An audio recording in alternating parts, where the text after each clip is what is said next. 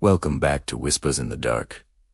We put a lot of trust in public transportation. We fall asleep on planes, on buses, and on trains, trusting that the vehicle will get us from point A to point B safely. But what happens when the vehicle stops somewhere it wasn't supposed to? What happens when the doors open in the middle of nowhere, and something else steps on board? Tonight's story is a terrifying account of a cross-country train ride that took a detour into a nightmare. It might make you think twice before closing your eyes on your next trip. Before we depart, make sure to hit that subscribe button and ring the bell. You don't want to be left behind on the platform.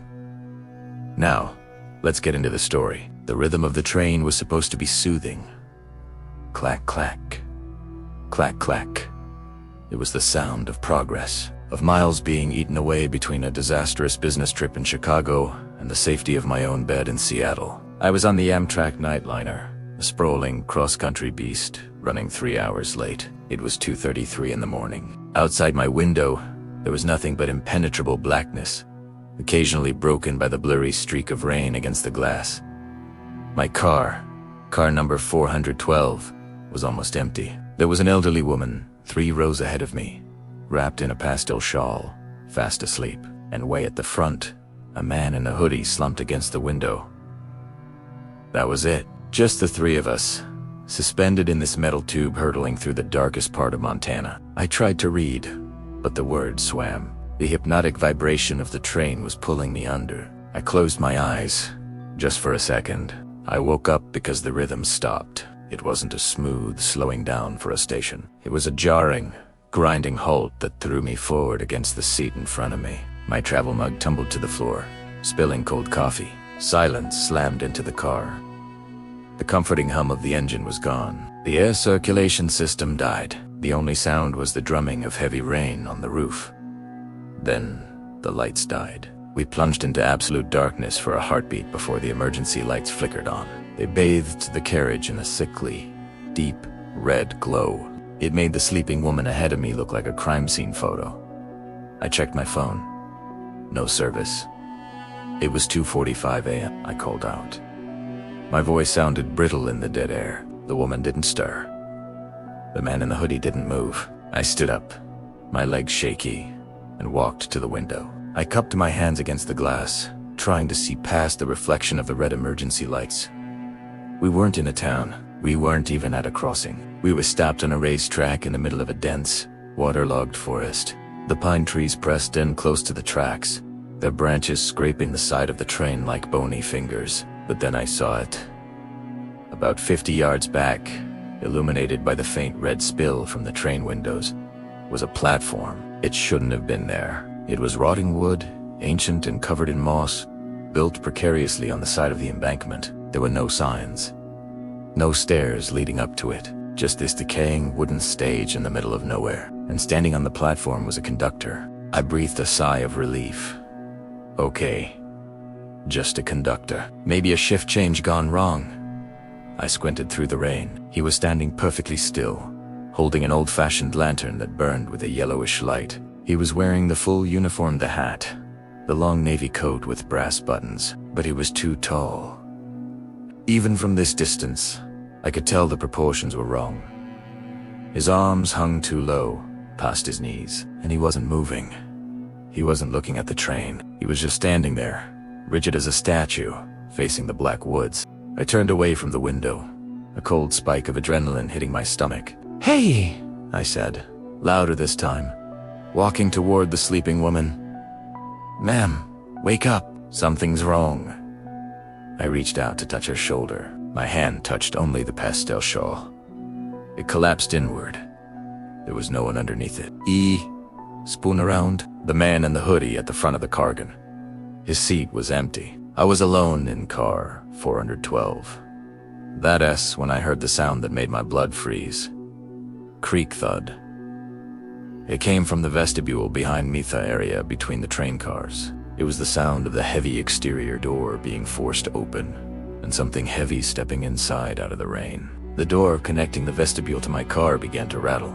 The handle turned slowly. I dove. I scrambled into the space between 2 seats, squeezing myself down onto the dirty carpeted floor. Pulling my knees to my chest, I peered out from under the seat hanging down in front of me. The door at the end of the car slid open with a hydraulic hiss that sounded too loud in the silence. Wet, heavy footsteps entered the car. Squish, step, squish, step.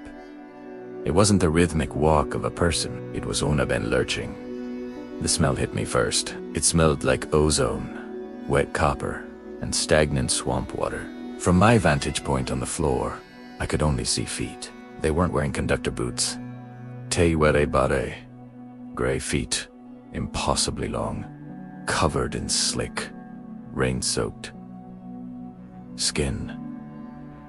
And they had too many joints. The heels didn't touch the ground. It walked on its toes like a massive, sickly dog.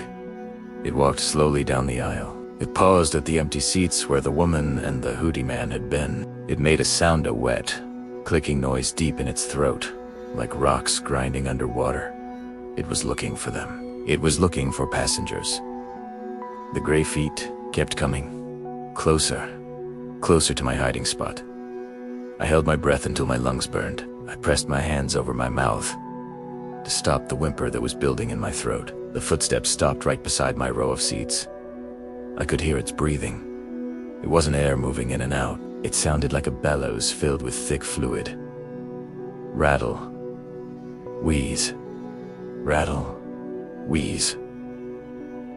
Water dripped from its long coat onto the carpet inches from my nose. I knew, with a terrifying certainty of prey, that it knew I was there. I couldn't look up. If Primera looked up, I would see its face. But I had to know. My phone was lying on the carpet next to me, screen down. Slowly, agonizingly, slowly, I slid it toward me and flipped it over. The black glass of the screen acted as a dark mirror. Primera angled it up. In the reflection of the phone screen, bathed in the red emergency light, I saw it towering over the seats. It was wearing the conductor's uniform, but the coat was stretched, taut over a hunched, unnatural frame. Where the face should have been, under the brim of the hat, there was no face. There was just a smooth, spiraling expanse of gray, wet flesh. In the center of the spiral was a single, vertical slit that opened and closed like a fish's gill, puffing out that rattling, wet breath. The slit suddenly flared open. It let out a shriek that wasn't Humina, high-pitched metallic squeal that sounded like train brakes failing. It raised a hand. The fingers were grotesque, foot-long tendrils of gray flesh, tipped with jagged yellow nails. It reached down toward the gap between the seats where I was hiding. Just as the cold, wet tips of those fingers brushed my shoulder, the train lurched violently. The lights flickered from red back to bright, fluorescent white. The engine roared back to life below us. The sudden movement threw the creature off balance. It stumbled sideways, crashing into the seats across the aisle with a roar of frustration. The train accelerated rapidly, faster than D ever felt a train move. The wheels screamed against the tracks. I didn't move. I stayed curled in a ball on the floor for hours, long after the sun had come up. Long after the conductor, the real conductor, a short, bewildered-looking man named Steve, found me, shivering on the floor near Spokane. He told me the train hadn't stopped all night.